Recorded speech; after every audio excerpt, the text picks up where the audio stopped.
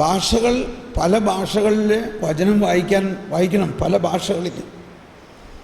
അതുകൊണ്ടാണ് ഇനിയുള്ള കാലത്ത് നമ്മുടെ മക്കളെയൊക്കെ ഗ്രീക്ക്, ലാറ്റിൻ എല്ലാം പഠിപ്പിക്കണം. അങ്ങനെ പഠിക്കും, നമ്മളും പഠിക്കണം. കുറച്ചൊക്കെ അങ്ങനെ പഠിക്കുമ്പോൾ അതിൻ്റെ മൂല അർത്ഥം നമുക്ക് മനസ്സിലാക്കാൻ സാധിക്കും. ഇപ്പം മെസറിക്കോർഡിയ എന്ന് പറയുന്നതിൻ്റെ അർത്ഥം മെസറി ആൻഡ് കോർഡിയ. മെസറി എന്ന് പറയുന്നത് ദുഃഖദുരിതങ്ങൾ, കോർഡിയ എന്ന് പറയുന്നത് കോർ, ഹൃദയം. അതായത് ദൈവത്തിൻ്റെ ഹൃദയം ലോകത്തിൻ്റെ മുഴുവൻ ദുഃഖദുരിതങ്ങൾ എടുക്കുന്ന ആണ് മെസറി കോർഡിയ. ഈ അർത്ഥം കരുണ എന്ന മലയാള വാക്കിനുണ്ടോ? കരുണ എന്ന മലയാള വാക്കിന്, ദയ എന്ന മലയാള വാക്കിന് ഈ അർത്ഥം വരുന്നുണ്ടോ? ഇല്ല. ഓക്കെ, അപ്പോൾ നമ്മൾ പറഞ്ഞു വന്നത് ഈ ദൈവിക വെളിപ്പെടുത്തലുകൾ, ദൈവിക ജ്ഞാനത്തിൽ വചനത്തെ മനസ്സിലാക്കുകയും ചെയ്യണമെങ്കിൽ ഒരു പരിധിവരെ നമ്മൾക്ക് കുറച്ച് വിശ്രമം, അല്ലെങ്കിൽ മനസ്സ് ഒരു ശാന്തമായ അവസ്ഥയിൽ കൊണ്ടുവരണം. അപ്പോൾ അതൊന്നുകൂടി വായിച്ച പ്രഭാഷകൻ 38 24 വചനം ഒന്നുകൂടി വായിച്ചേ. പണ്ഡിതന്റെ ജ്ഞാനം വിശ്രമത്തെ ആശ്രയിച്ചിരിക്കുന്നു. എന്നും പറഞ്ഞുകൊണ്ട് സുഖമായിട്ട് കിടന്ന് ഉറങ്ങണ്ട എന്ന് പറഞ്ഞാൽ കാര്യം മനസ്സിലായില്ലേ? അതിൻ്റെ അടുത്ത വചനം പറയുമ്പോഴാണ് മനസ്സിലാവണേ. വികൃതകൾ ഒഴിഞ്ഞാലേ ജ്ഞാനം ലഭിക്കൂ. ഇപ്പോഴാണ് മനസ്സിലാവുന്നത്. ഈ പഴയ നിയമത്തിലെ പല പ്രവാചകന്മാർ തന്നെ അവർ ഒരുപാട് ഏകാന്തവാസക്കാരായിരുന്നു. അവർ ഗുഹകളിലും, അതുപോലെ തന്നെ ഒരുപാട് മോങ്സിനെന്താ പറയണേ, സന്യാസിനികൾ. ഞാനൊരിക്കൽ റോമിൽ മദർ തെരേസ സിസ്റ്റേഴ്സിനെ ധ്യാനിപ്പിക്കാൻ ചെന്നപ്പോൾ അവരുടെ മിണ്ടാമഠമാണ് അവിടെ എന്ന് പറഞ്ഞാൽ കോണ്ടംപ്ലേറ്റീവ് ഓർഡറാണ്. അവർക്കൊരു കോണ്ടംപ്ലേറ്റീവ് ഓർഡറുണ്ട്. അവരുടെ ആ കോമ്പൗണ്ടിൽ, വിവിധമായിട്ടുള്ള കോമ്പൗണ്ട്, അതിൻ്റെ അങ്ങേയറ്റത്തൊരു ചെറിയ ഭവനം, ഒരു 2 മുറിയുള്ള ഭവനം, ഒരു ചെറിയ. ഞാൻ ചോദിച്ചാൽ അതെന്താ? അത് ഞങ്ങളുടെ ഏകാന്ത ഭവനമാണ്. ഏകാന്ത ഭവനം, സോളിറ്റ്യൂഡ് ഹൗസ് എന്ന് പറയും. ഇടയ്ക്കിടയ്ക്ക് ചില കന്യാസ്ത്രീമാർ ആരോടും യാതൊരു ബന്ധവുമില്ലാതെ, കോണ്ടാക്റ്റില്ലാതെ അവിടെ പോയി ഇരുന്ന് തപസ്സെടുത്തിരുന്ന് പ്രാർത്ഥിക്കും. നമുക്ക് തപസ്സെന്ന് പറയാം, ഇല്ലേ? അപ്പോൾ ഞാൻ ചോദിച്ചാൽ നല്ല കാര്യമല്ല. അങ്ങനെയാണെങ്കിൽ ഞാൻ ഒരാഴ്ചത്തേക്ക് വന്നാൽ എനിക്ക് അവിടെ താമസിക്കാൻ പെർമിഷൻ തരുമല്ലോ? തീർച്ചയായിട്ടും ബ്രദർ വന്നോ, എപ്പോൾ വേണമെങ്കിലും. അങ്ങനെ ഞാൻ അവിടെ പോയി ഒരാഴ്ച അതിൻ്റെ അകത്ത് താമസിച്ചു. ഒരാഴ്ച യാതൊരു കോണ്ടാക്റ്റും ആരുമായിട്ടില്ലാതെ ഒരാഴ്ച അവിടെ താമസിച്ചു. അപ്പോൾ എൻ്റെ ഒരു സുഹൃത്ത് അച്ഛനുണ്ടായിരുന്നു. ആ അച്ഛൻ അവിടെ വന്ന് എനിക്ക് മാത്രമായിട്ട് കുർബാനയും ചൊല്ലിത്തന്നു. കന്യാസ്ത്രീമാർ അവിടെ ഒരു ജനാലയ്ക്ക് ഭക്ഷണം വെച്ചുകൊണ്ട് അവർ പോകും. അവരെ ഞാൻ കാണില്ല. അതിങ്ങനെ ഭക്ഷണം വെച്ചേക്കും, അവർ പോകും, ഒരു മുട്ടുമുട്ടും. ഞാൻ അവിടെ ചെന്ന് അതങ്ങ് തിരിക്കുമ്പോൾ ഭക്ഷണം ഇപ്പുറത്തേക്ക് വരും ജനാലയുടെ. മനസ്സിലാവുന്നുണ്ടോ? അങ്ങനത്തെ ഒരു റൗണ്ട് ടേബിളാണ്. ആ ദിവസങ്ങളിൽ ഞാൻ ഒരിക്കലും മറക്കില്ല. എന്തെല്ലാം കാര്യങ്ങളാണ് എന്നോട് കർത്താവ് സംസാരിച്ചതെന്നറിയാം. അപ്പോൾ അതെല്ലാം നമ്മൾ എഴുതി വയ്ക്കണം. അതെഴുതി വെച്ചിട്ട് വീണ്ടും വീണ്ടും എടുത്ത് വായിക്കണം. ഇതെല്ലാം ഞാൻ പറയുന്നത് എങ്ങനെയാണ് അങ്ങയുടെ വചനത്തിൽ അഭിലാഷമർപ്പിക്കുന്നതെന്നുള്ളതിൻ്റെ ഒരു ഉദാഹരണമാണ്. വചനം ഇങ്ങനെ വായിച്ചു പോയാൽ പോരാ, അതിനെക്കുറിച്ചൊരു റിസർച്ച് ആറ്റിറ്റ്യൂഡിൽ പഴയ നിയമത്തിലും പുതിയ നിയമത്തിൻ്റെ മറ്റ് ഭാഗങ്ങളിലും ഇതിനെക്കുറിച്ച് ഉള്ള പ്രബോധനങ്ങളും എല്ലാം പഠിക്കണം.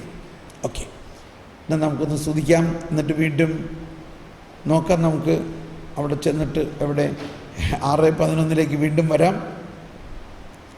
6:11 ജ്ഞാനം 6:11 വരാം. യേശുവേ സ്തോത്രം, യേശുവേ നന്ദി. അങ്ങയുടെ അവിടുത്തെ വചനങ്ങളിൽ അഭിലാഷമർപ്പിക്കുവിൻ, അവയോട് തീവ്ര അഭിനിവേശം കാണിക്കുവിൻ.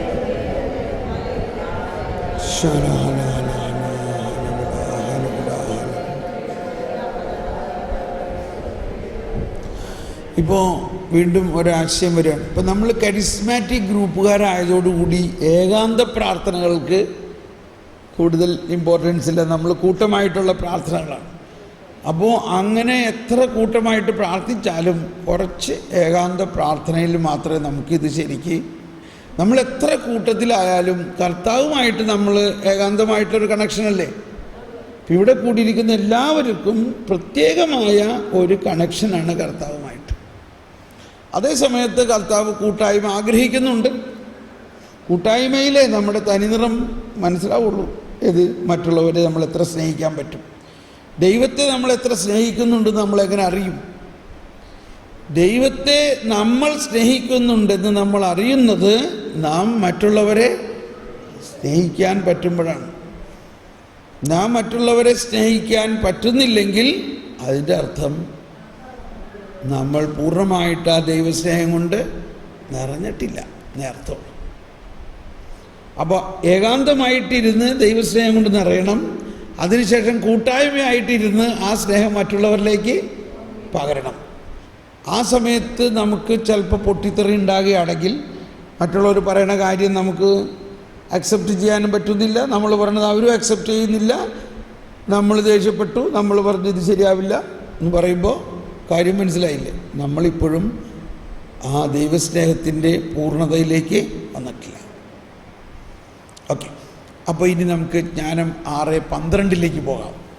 ജ്ഞാനം 6:12 രണ്ടാമത് ജ്ഞാനം കിട്ടുന്ന വഴി. ദൈവമേ, വായിച്ചോ. തേജസ്സുറ്റതാണ് ജ്ഞാനം. തേജസ്സുറ്റതാണ് ജ്ഞാനം. അത് മങ്ങിപ്പോവുകയില്ല. അത് മങ്ങിപ്പോവുകയില്ല. ജ്ഞാനത്തെ സ്നേഹിക്കുന്നവർ നിഷ്പ്രയാസം അവളെ തിരിച്ചറിയുന്നു. അവളെ തേടുന്നവർ കണ്ടെത്തുന്നു. ഒരു കൂടി ഉണ്ടല്ലോ. തന്നെ അഭിലഷിക്കുന്നവർ വെളിപ്പെടാൻ അവൾ തിടുക്കം കൂട്ടുന്നു. ഇവിടെ 3 കാര്യങ്ങളാണ്.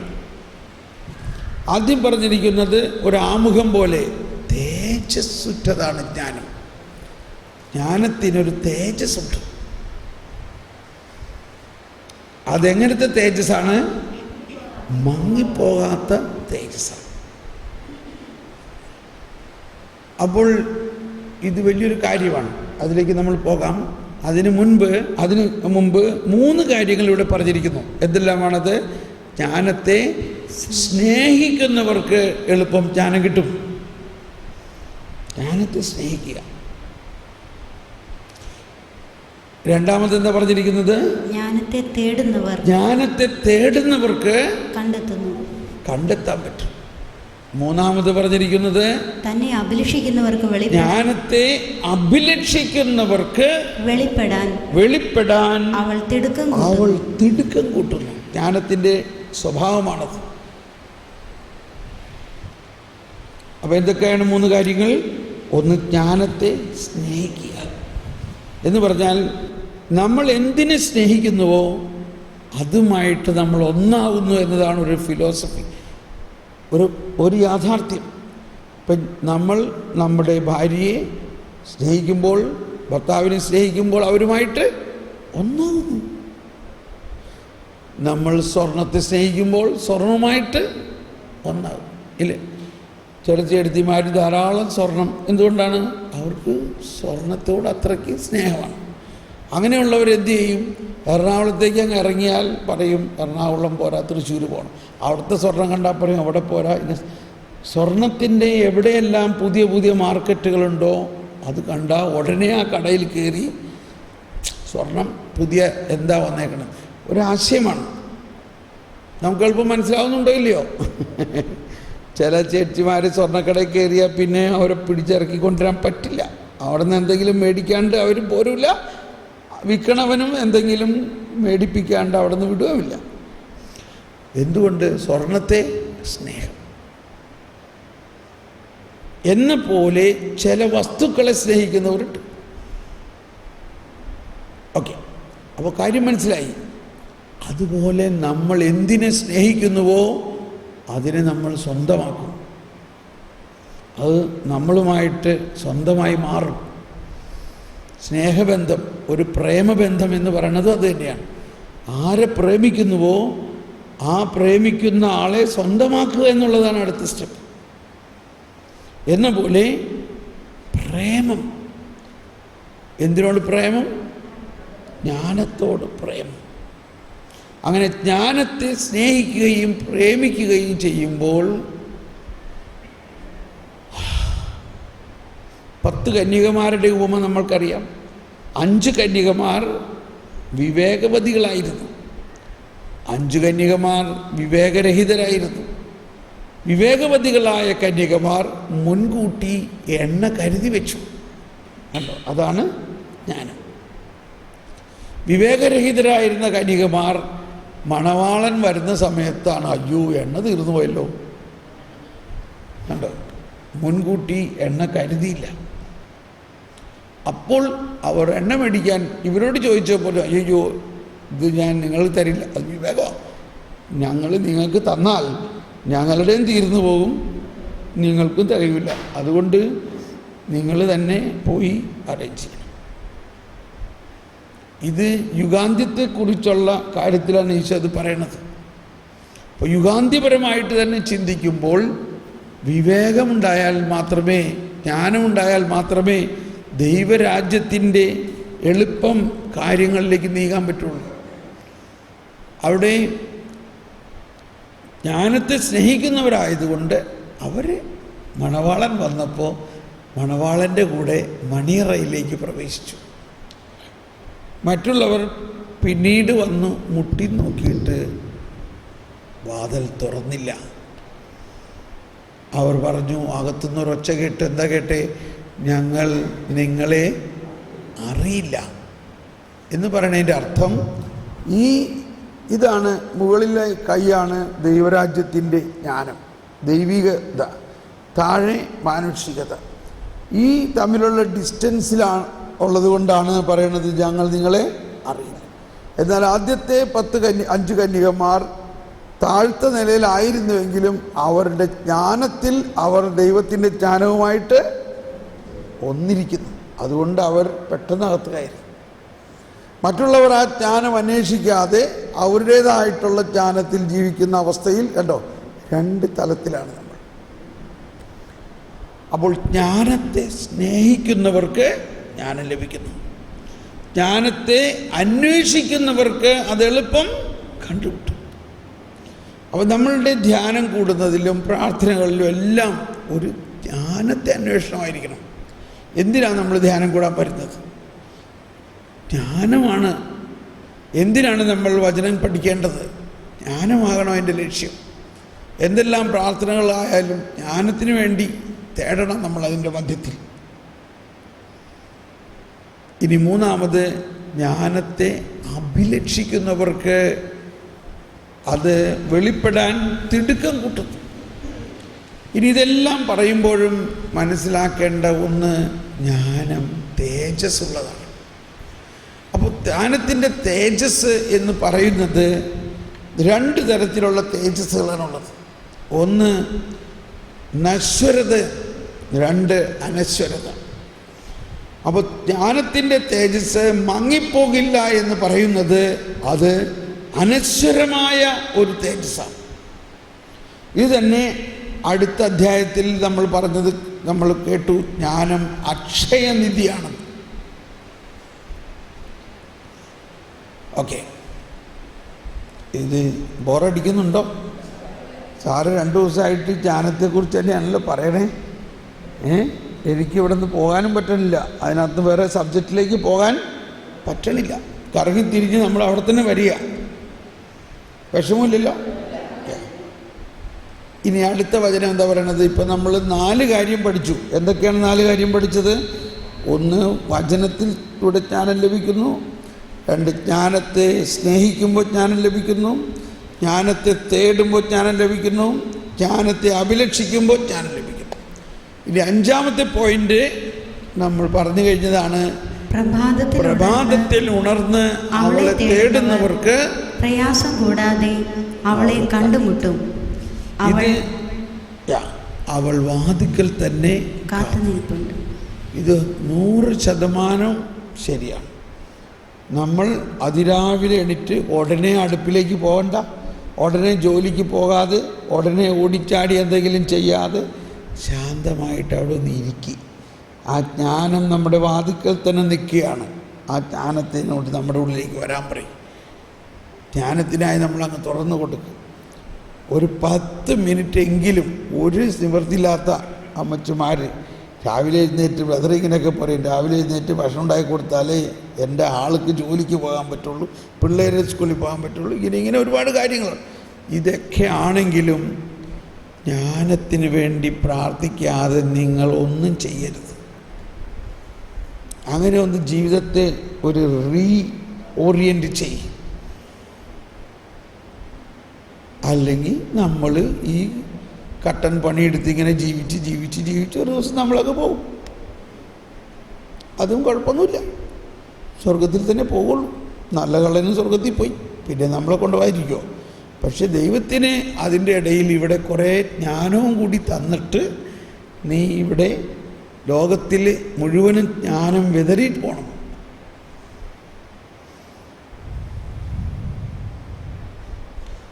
ഇപ്പം എത്ര പോയിൻ്റായി? 5 പോയിൻ്റായി. 6ാമത്തെ പോയിന്റ് ജ്ഞാനം 6:15 എന്താ പറയണേ? അവളിൽ ചിന്ത ഉറപ്പിക്കുന്നതാണ് വിവേകത്തിന്റെ പൂർണ്ണത. അവളുടെ കാര്യത്തിൽ ജാഗരൂകതയുള്ളവൻ ദുഃഖവിമുക്തനാകും.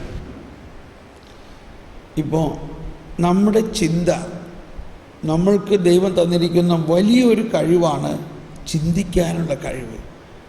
Thinking, thought and imagination. A man is as he think എന്നാ പറയുന്നത്. നമ്മൾ ചിന്തിക്കുമ്പോൾ ചില ആശയങ്ങൾ നമ്മുടെ മനസ്സിൽ വരുന്നു. What is conceived in the mind of man can be achieved എന്നാണ് പറയുന്നത്. തോമസ് എഡിസൻ്റെ മൈൻഡിൽ ഒരു ചിന്ത വന്നു. എന്താ ചിന്ത വന്നത്? അന്ന് ഇതുപോലെയുള്ള പ്രകാശം തരുന്ന ബൾബുകളൊന്നും ഇല്ലാത്ത കാലഘട്ടത്തെ ഒന്ന് ആലോചിച്ച് നോക്ക്. ഒരു കാലഘട്ടം ബൾബില്ലായിരുന്ന കാലഘട്ടം. അയാളുടെ മനസ്സിൽ ഒരു ചിന്ത വരികയാണ്, ഈ ഇലക്ട്രിസിറ്റി കൊണ്ടൊരു ബൾബ് ഉണ്ടാക്കാൻ പറ്റും, ഇങ്ങനെ പ്രകാശിപ്പിക്കണമെന്ന്. ആ ചിന്ത വന്നിട്ട് ഇയാൾക്ക് ഉറക്കില്ല. ഇയാൾ ഓരോന്നും എടുത്തിങ്ങനെ എക്സ്പെരിമെൻ്റ് ചെയ്ത് 10,000-ഓളം എക്സ്പെരിമെൻറ്റുകൾ ചെയ്ത് കഴിഞ്ഞപ്പോഴാണ് ഈ ചരിത്ര പ്രസിദ്ധമായ ഇലക്ട്രിക് ബൾബ് കണ്ടുപിടിച്ചത്.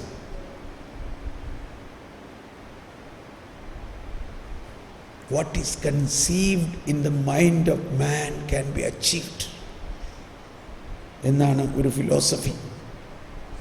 അദ്ദേഹത്തോട് ചേർന്ന് കുറേ നാൾ താമസിച്ച് ജീവിതത്തെ പഠിച്ച നെപ്പോളിയൻ ഹിൽ എന്ന ഒരു ഫിലോസഫർ എഴുതിയിരിക്കുന്നതാണ്. ഈ നെപ്പോളിയൻ ഹിൽ അമേരിക്കയിലെ 500ഓളം ഇതുപോലെയുള്ള വലിയ വ്യക്തികളുടെ കൂടെ പോയി താമസിച്ച് അവരുടെ ജീവിതത്തെ പഠിച്ചപ്പോഴെല്ലാം അയാൾക്ക് മനസ്സിലായ ഒരു കാര്യം ഇതാണ്: what is conceived in the mind of man can be achieved. പക്ഷേ ടു കൺസീവ്, ഈ മനസ്സിൽ ഒരു കാര്യം, ഒരാശയം ഉദിക്കണമെങ്കിൽ എന്ത് വേണം? ചിന്തിക്കാൻ സമയമുണ്ടാകണം. അപ്പോൾ അവരിൽ പലരും ഇങ്ങനെ ഇരുന്ന് ചിന്തിച്ചിരുന്നവരാണ്. അങ്ങനെ ചിന്തിച്ച് ഉള്ളിലിങ്ങനെ വലിയ ആശയങ്ങളുണ്ടാകും. അതുകൊണ്ടാണ് അരിസ്റ്റോട്ടിൽ, പ്ലാറ്റോ ഇവരൊക്കെ ചിന്തിച്ച് മണിക്കൂറുകളോളം അങ്ങ് തൂണുമാതിരി അങ്ങ് ആയിപ്പോവും. അവിടെ അങ്ങ് നിന്ന നിലയിൽ ആയിപ്പോവും എന്ന് പറഞ്ഞത്. അത്രയ്ക്ക് വലിയ ചിന്തകരായിരുന്നു അവർ. അവരാരായിരുന്നു? ചിന്തകർ. അപ്പോൾ നമ്മുടെ മനസ്സിന് ദൈവികമായ വെളിപ്പെടുത്തലുകൾ കിട്ടാനുള്ള, ചിന്തിക്കാനുള്ള കഴിവ് തന്നിട്ടുണ്ട്. നമുക്കിപ്പോൾ അതിന് സമയമൊന്നുമില്ല, ഇവിടെ ചിന്തിക്കാൻ സമയമില്ല. ചിന്തിക്കാൻ സമയം കണ്ടെത്തണം. ഞാൻ ഒരു എൻജിനീയർ ആയിരുന്നപ്പോൾ എനിക്ക് വണ്ടിയൊക്കെ ഓടിക്കാൻ അന്ന് അറിയായിരുന്നു കേട്ടോ. പക്ഷെ എന്തോ ഈ പുസ്തകം ഞാൻ അന്ന് വായിച്ചിട്ടുള്ളതാണ്, നെപ്പോളിയൻ ഹില്ലിൻ്റെ. അപ്പോൾ ഞാൻ ജോലിക്ക് എൻജിനീയറിങ് ഓഫീസിൽ നിന്ന്, എൻ്റെ വീട്ടിൽ നിന്ന് എൻജിനീയറിങ് സൈറ്റിലേക്ക് പോകുന്നിടത്ത് ഒരു 1.5 മണിക്കൂറത്തെ ഡ്രൈവിംഗ് ഉണ്ട്. ഞാൻ എൻ്റെ ഓഫീസ് മാനേജറോട് പറഞ്ഞു, I am not a driver, I cannot drive. മാത്രമല്ല ഐ വാണ്ട് ടു തിങ്ക്. എനിക്ക് ഈ യാത്രയിൽ മുഴുവനും ബാക്ക് സീറ്റിലിരുന്നിട്ട് ഇങ്ങനെ ചിന്തിക്കണം. അതുകൊണ്ട് നിങ്ങൾ നല്ലൊരു ഡ്രൈവറെ തരാണ്ട് പറ്റില്ല. മാനേജർക്ക് ഭയങ്കര ഇഷ്ടമായി എന്നുള്ളതാണ്. എന്നിട്ട് എനിക്ക് സ്പെഷ്യൽ ഡ്രൈവർ, കാരണം ഞാൻ ഈ ട്രാഫിക്കിൻ്റെ ബഹളമൊന്നും അറിയരുത്. ഞാൻ ഈ 1 മണിക്കൂർ ചിന്തിച്ച് കഴിഞ്ഞാലുള്ള ഗുണം എന്താണെന്ന് വെച്ചാൽ, അത് കഴിഞ്ഞാൽ വർക്ക് സൈറ്റിൽ ചെന്ന് കഴിഞ്ഞാൽ കംപ്ലീറ്റ് കാര്യങ്ങളും എൻ്റെ അകത്ത് ഓൾറെഡി റെഡിയായി. നീ അത് ചെയ്യണം, നീ ഇത് ചെയ്യണം, ഇത് ചെയ്യണം, ടക്കട എല്ലാം. വൈകുന്നേരം ആകുമ്പോഴേക്കും ഒരു ഭയങ്കര സക്സസ്സാണ്. ഞാൻ ഇന്നും വളരെയധികം ഓർക്കുന്നുണ്ട്. ഇന്നും ഞാൻ ഡ്രൈവ് ചെയ്യുന്നില്ല, ഞാൻ ബാക്ക് സീറ്റിലേ ഇരിക്കുകയുള്ളൂ. ബിക്കോസ് എനിക്ക് ഫ്രണ്ടിലുള്ള ബഹളങ്ങളൊന്നും കാണണ്ട. നമ്മുടെ നാട്ടിലെ ഡ്രൈവിംഗ് എന്ന് പറഞ്ഞു കഴിഞ്ഞാൽ പേടിച്ചു പോകും. അത് കാണാതിരുന്നാൽ മതിയല്ലോ. ഇത് ചില സമയത്ത് വണ്ടി നേരെ ഇങ്ങനെ വരാൻ നമ്മളങ്ങ് പേടിച്ചു. അവൻ അവിടെ വരുമ്പോൾ മാറുമെന്ന് ഡ്രൈവർക്കറിയാം, പക്ഷെ നമുക്ക് ചിലപ്പോൾ അറിഞ്ഞൂടാ. അപ്പോൾ നമ്മൾ ബാക്ക് സീറ്റിലിരുന്ന്, ഞാൻ എപ്പോഴും യാത്ര ചെയ്യുമ്പോൾ ബാക്ക് സീറ്റിലത് ഇരുന്നിട്ട് ചിന്തിക്കുക. ആ സമയമെല്ലാം ചിന്തിക്കാൻ വേണ്ടി ഉപയോഗിക്കുക. എവിടെ 5 മിനിറ്റ് സമയം കിട്ടിയാൽ അത് ചിന്തിക്കാൻ വേണ്ടി ഉപയോഗിക്കുക. എന്ത് കാര്യം ചിന്തിക്കണം? ദൈവത്തിൻ്റെ ജ്ഞാനത്തെക്കുറിച്ചും ചിന്തിക്കുക.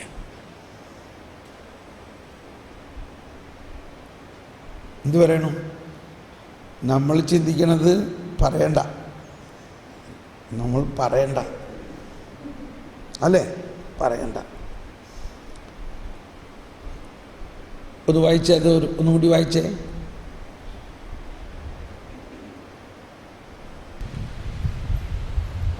തന്നെ അഭിലഷിക്കുന്നവർക്ക് വെളിപ്പെടാൻ അവൾ തിടുക്കം കൂട്ടുന്നു.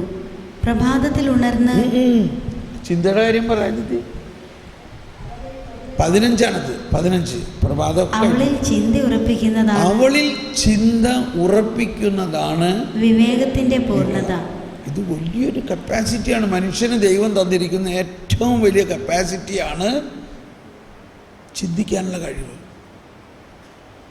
നമ്മൾ ഈ തേങ്ങയും മാങ്ങയുടെ കാര്യം ചിന്തിച്ചിരിക്കണം, അല്ലെങ്കിൽ ആരുടെയെങ്കിലും പ്രശ്നങ്ങളെക്കുറിച്ച് ചിന്തിച്ചിരിക്കണം. അതൊക്കെ വിടണം. ഞാൻ വായിച്ചിരിക്കുന്നൊരു, എന്നെ ഉൾക്കൊണ്ട ഒരു ആശയം, ഈ ആന്തരിക വിശുദ്ധീകരണ ധ്യാനത്തിൻ്റെ ആവിഷ്കരണ സമയത്ത് എനിക്ക് കിട്ടിയിരുന്നൊരു ചിന്ത ഇതാണ്. തലയിൽ ഒരു പക്ഷി വന്നിരിക്കുകയാണെങ്കിൽ നമ്മളുടനെ അതിനെ ഓടിച്ചില്ലെങ്കിലോ, ഓടിച്ചില്ലെങ്കിൽ തലയിലത് കാഷ്ടിക്കും എന്ന മാതിരിയാണ് നമ്മുടെ ചിന്ത. ഒരശുദ്ധ ചിന്ത നമ്മളിൽ വന്നാൽ നമുക്കതിനെ തിരസ്കരിക്കാനുള്ള കപ്പാസിറ്റി ദൈവം നമുക്ക് തന്നിട്ടുണ്ട്. എനിക്കിപ്പോൾ അത് ചിന്തിക്കണ്ട. അതുകൊണ്ട് നമ്മുടെ ചിന്തയെ മാറ്റി ഉന്നതമായ ഒരു ചിന്തയിലേക്ക്, നിങ്ങളുടെ വിചാരങ്ങൾ ഉന്നതങ്ങളിലേക്ക് ഉയരട്ടെ. സങ്കീർത്തനം 45 പാടുന്നതാണ്. നമ്മൾ സുവിശേഷ വായനയ്ക്ക് മുമ്പ് പാടുന്ന സങ്കീർത്തനമാണ്. 45 ആദ്യ വരി എന്താ? എൻ്റെ ഹൃദയത്തിൽ ഉദാത്തമായ ആശയം തുടിച്ചു നിൽക്കുന്നു. ഈ ഗീതം ഞാൻ രാജാവിനു സമർപ്പിക്കുന്നു. തയ്യാറായിരിക്കുന്ന എഴുത്തുകാരൻ്റെ തൂലികയ്ക്കു തുല്യമാണെൻ്റെ നാവ്. ഒരിക്കൽ ഒരു കന്യാസ്ത്രീ എൻ്റെ അടുത്ത് പറയാണ്, ബ്രദറെ, ഈ വചനത്തിൻ്റെ അർത്ഥം ബ്രദറിന് മനസ്സിലായിട്ടുണ്ടോ? തയ്യാറായിരിക്കുന്ന എഴുത്തുകാരൻ്റെ തൂലിക പോലെയാണ് എൻ്റെ നാവെന്ന്. അപ്പോഴാണ് ഞാൻ അതിനെക്കുറിച്ച് ചിന്തിച്ചത്. ആ സിസ്റ്റർ പറയാണ്, സിസ്റ്റർ ഇങ്ങനെ ഇരിക്കുമ്പോൾ നാവ് കൊണ്ട് ഈ മോളിൽ ഇങ്ങനെ എഴുതാൻ പറ്റും. നാവ് കൊണ്ട് വായുടെ മോൾ ഭാഗത്ത് എഴുതാൻ പറ്റും. ഞാൻ അപ്പോഴാണ് ദൈവമേ അതൊരു ഞാനിങ്ങനെ അങ്ങ് എഴുതും കുറേ കാര്യങ്ങൾ. അത് ശരിക്കും എനിക്ക് മനസ്സിലാവുകയും ചെയ്യും. ദൈവം എന്നെ കൊണ്ട് എഴുതിക്കുന്നതാണ്. കണ്ടോ ഒന്ന് പാടിയത്? തയ്യാറായിരിക്കുന്ന എഴുത്തുകാരന്റെ തൂലികയ്ക്കു തുല്യമാണെന്റെ നാവ്. കണ്ടോ? നിങ്ങൾ കേട്ടിട്ടുണ്ടോ ഇങ്ങനെ ഒരു വരത്തെക്കുറിച്ച്? അതെ, ഒരു ഇന്ത്യൻ സിസ്റ്ററാണ്, ഇപ്പോൾ ജർമ്മനിയിലാണ് അവർ. എൻ്റെ ധ്യാനം കൂടിക്കൊണ്ടിരുന്നപ്പോൾ അവർ വന്നെന്നോട് പറയാണ് ഈ ഒരു കാര്യം. അപ്പോൾ നമ്മൾ അല്പം പോലും ചിന്തിക്കാത്ത കാര്യങ്ങളൊക്കെയാണ് വചനത്തിൻ്റെ വാക്യം. എനിവേ, അപ്പോൾ ചിന്ത നമ്മളെ സമയം നഷ്ടപ്പെടുത്തരുത്. എവരി മിനിറ്റ്, എവരി അവർ, 1 മണിക്കൂർ ഇന്ന് കടന്നു പോയാൽ ദാറ്റ് ഈസ് ഗോൺ. അത് ഇനി ഒരിക്കലും തിരിച്ചു കിട്ടില്ല. അത് അനാവശ്യമായിട്ടോ ടൈം പാസിനായിട്ടോ ആരോടെങ്കിലും ചുമ്മാ തമാശ പറഞ്ഞോ പരദൂഷണം പറഞ്ഞോ കളയുകയാണെങ്കിൽ ശരിക്കും വിഡ്ഢിത്തരമാണത്. ആ സമയം ദൈവികമായ കാര്യങ്ങൾ ചിന്തിക്കാൻ ഉപയോഗിക്കുക. അങ്ങനെ നമ്മുടെ ചിന്തയിൽ ഉന്നതമായ കാര്യങ്ങൾ ചിന്തിക്കുന്ന ഒരു സ്വഭാവം ഉണ്ടാകണം. അത് വളരെ നല്ലതാണ്.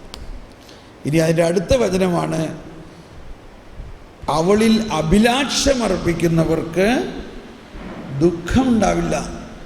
അവളുടെ കാര്യത്തിൽ ജാഗരൂകതയുള്ളവർ ദുഃഖവിമുക്തനാകും. ജാഗരൂകത, ഇത് പറയുമ്പോഴൊക്കെ ഞാൻ ഓർമ്മ വരുന്നത് ഒരു ടീച്ചറാണ്. ആ ടീച്ചർ നടന്ന സംഭവമാണ്. ആ ടീച്ചർ പറയാണ്, എൻ്റെ ജീവിതകാലം മുഴുവൻ, കല്യാണം കഴിച്ചിട്ട് ഏകസ്ഥയായിരുന്നു, ജീവിതകാലം മുഴുവനും അധ്വാനിച്ചതിൻ്റെ പ്രൊവിഡൻറ്റ് ഫണ്ടും റിട്ടയർമെൻറ്റ് ഇതെല്ലാം കിട്ടിയ പൈസ കിട്ടിക്കഴിഞ്ഞപ്പോൾ ഏതോ ഒരു ബ്ലേഡ് കമ്പനിക്കാരൻ വന്ന് അടുത്ത് കൂടിയിട്ട് പറഞ്ഞു, ഇത്ര നാൾ കൊണ്ട് ഇത് ഡബിളാക്കി തരാം, 10-40 ലക്ഷം രൂപയാണ്. ഒന്നും ചിന്തിക്കാതെ 40 ലക്ഷം രൂപ ആ ബ്ലേഡ് കമ്പനിയിൽ ഇൻവെസ്റ്റ് ചെയ്തു. കുറച്ച് മാസം കഴിഞ്ഞപ്പോൾ ബ്ലേഡ് കമ്പനിക്കാരനെ കാണാനില്ല, ബ്ലേഡ് കമ്പനി പൊളിഞ്ഞു. 40 ലക്ഷം രൂപ ഇവർക്ക് നഷ്ടപ്പെട്ടു. എവിടെ നിന്ന് കിട്ടി ഒന്നും അറിഞ്ഞൂടി. ഇവർ വാവിട്ട് കരയുകയാണ്. ഞാൻ എന്ത് ചെയ്യും? എൻ്റെ ജീവിതം മുഴുവനും അധ്വാനിച്ച്. ഞാൻ ആദ്യം ചോദിച്ചു, നിങ്ങൾ എന്ത് ടീച്ചറാ, എന്ത് ഞാനാ പഠിപ്പിച്ചത്?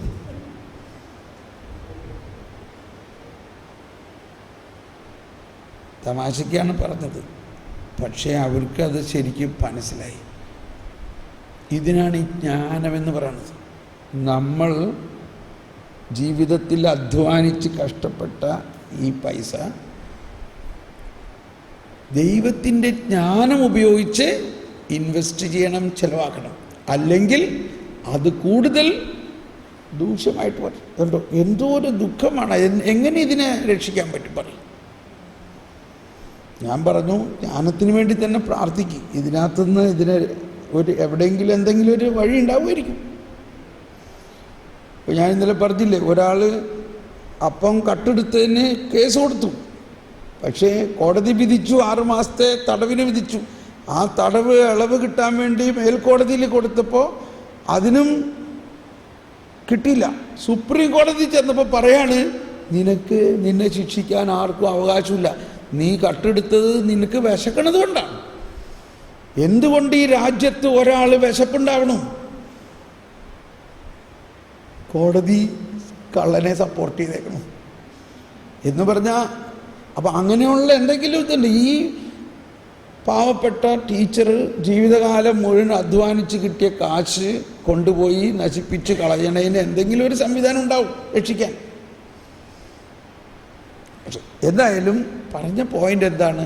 ഈ ജ്ഞാനമില്ലെങ്കിൽ എന്ത് സംഭവിക്കുന്നു? നമ്മുടെ ജീവിതത്തിലെ ദുഃഖ ദുരിതങ്ങളുടെ ഒരു കാരണം ജ്ഞാനമില്ലാതെ നമ്മൾ എടുക്കുന്ന ചില തീരുമാനങ്ങളാണ്. ഇതിന് യാതൊരു സംശയമില്ല. അതുകൊണ്ട് വളരെ പ്രാക്ടിക്കലായിട്ട് നമ്മുടെ കുടുംബജീവിതത്തിന്, ഇപ്പോൾ ഭക്ഷണത്തിന് റെഡിയായി, കുടുംബജീവിതത്തിൽ തന്നെ വളരെ പ്രാക്ടിക്കലായിട്ട് നമുക്ക് നീങ്ങണമെങ്കിൽ ദൈവീക ജ്ഞാനം നമുക്ക് ധാരാളം തരുന്നുണ്ട്. നമ്മൾ ഒരു തീരുമാനവും പെട്ടെന്നെടുക്കാണ്ട് അല്പം ചിന്തിച്ച് പ്രാർത്ഥിച്ച്, ദൈവമേ എനിക്ക് അറിഞ്ഞൂടാ, ഇതാണോ നിൻ്റെ ഹിതം, ഇതല്ലെങ്കിൽ നീ ഇത് നടത്തരുത്, ഇതാണെങ്കിൽ ഇതിനെ ഞങ്ങൾക്ക് വെളിപ്പെടുത്തി ജ്ഞാനം തായോ. ഒരു ദർശനമൊന്നും വേണ്ട, ഇതിനെ ജ്ഞാനത്തിന് വേണ്ടി പ്രാർത്ഥിക്കുമ്പോൾ ജ്ഞാനം നമ്മളുടെ ഹൃദയത്തിൽ മന്ത്രിക്കും, ഇതാണ് ശരി, ഇതിലെ പോവുക, അല്ലെങ്കിൽ പറയും ഇത് ശരിയല്ല, ഈ വഴി അല്ല നീ പോകേണ്ടത്. പക്ഷെ അറ്റ്ലീസ്റ്റ് ഒന്ന് സുല്ലിട്ടൊന്ന് ഇരിക്കുക, കർത്താവേ ജ്ഞാനം തരണേ.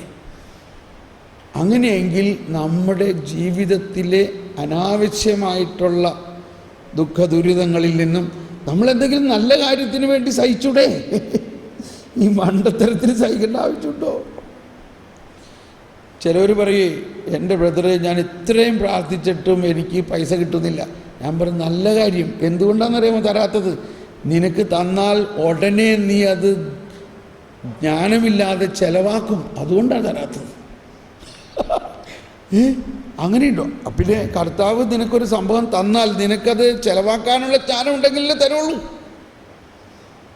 അതുകൊണ്ടാണ് നിനക്ക് കിട്ടാത്തത്. അതുകൊണ്ട് നീ ഇനി പ്രാർത്ഥിക്കേണ്ടത്, കർത്താവേ എനിക്ക് ജ്ഞാനം തരണേ, എനിക്ക് പൈസ കിട്ടിയാൽ അത് ചെലവാക്കാനുള്ള ജ്ഞാനം തരണേ. അത് തന്നു കഴിഞ്ഞിട്ടേ കർത്താവ് പൈസ തരുള്ളൂ. പോയിന്റ് മനസ്സിലായോ? അല്ലെങ്കിൽ കിട്ടണ പൈസ കൊണ്ട് അതിലും വലിയ ദൂഷ്യമില്ല. നമ്മുടെ ഈ ധ്യാനത്തിലൂടെ ഒരിക്കൽ ഞാൻ വിവാഹത്തിൻ്റെ ഒരു ധ്യാനം, കപ്പിൾസിൻ്റെ റിട്രീറ്റാണ്. അപ്പോൾ അതിലും ധ്യാനത്തെക്കുറിച്ച് ഇങ്ങനെ പറഞ്ഞു. ഒരു സഹോദരൻ വന്നിട്ട് പറയാണ്, ദൈവമേ ഇത് കല്യാണത്തിന് മുമ്പ് കേട്ടിരുന്നെങ്കിൽ ഞാൻ ജ്ഞാനമില്ലാതെ കിട്ടിയ സ്ത്രീധനം മുഴുവനും 3 മാസം കൊണ്ട് പൊടിച്ച് തീർത്തു. സ്ത്രീധനം കിട്ടിയ കാശ് മുഴുവനും 3 മാസം കൊണ്ട് കംപ്ലീറ്റ് അടിച്ചു പൊളിച്ച് തീർത്തു. എന്തോ ഒരു വിഡ്ഢിത്തരമാണ് ചെയ്തതെന്ന് ഇപ്പം എനിക്ക് മനസ്സിലാവുന്നുണ്ട്.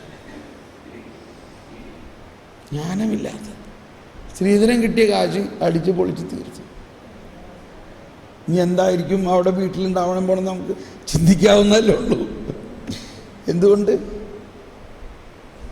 ജ്ഞാനം. ഓക്കെ, അപ്പോൾ എനിക്ക് തോന്നുന്നത് ജ്ഞാനത്തിൻ്റെ ക്ലാസ് അവസാനിപ്പിക്കാമെന്നാണ് തോന്നുന്നത്. ദൈവമേ ഇനി ഉച്ചയ്ക്ക് വരുമ്പോൾ എന്താണാവോ പരിശുദ്ധാത്മാവ് പറയാൻ പോകുന്നത്. നിങ്ങൾ നന്നായിട്ട് പ്രാർത്ഥിക്കുക, അല്ലെങ്കിൽ ഇനി അടുത്ത് വീണ്ടും ജ്ഞാനത്തിൻ്റെ ടോപ്പിക്കായിരിക്കും വരാം. നിങ്ങൾ ജ്ഞാനത്തിന് വേണ്ടി ഇടവേളയിൽ പ്രാർത്ഥിച്ച്, നമ്മളുടെ ഈ പരിപാടി ഇങ്ങനെയാണ്, ദൈവിക രഹസ്യങ്ങൾ നമുക്ക് വെളിപ്പെടുത്തി തരാനാണ് ഈ ധ്യാനത്തിൻ്റെ ട്രെൻഡ്. ഇങ്ങനെ പോകണം. പക്ഷെ അത് വെളിപ്പെടുത്തണമെങ്കിൽ നമുക്ക് എന്ത് കിട്ടണം? ജ്ഞാനം കിട്ടണം.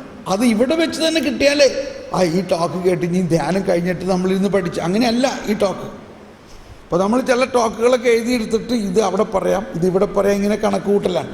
അങ്ങനെയല്ല, ഇതെവിടെയും പറയാനല്ല ഇത് ഈ ടോക്ക്.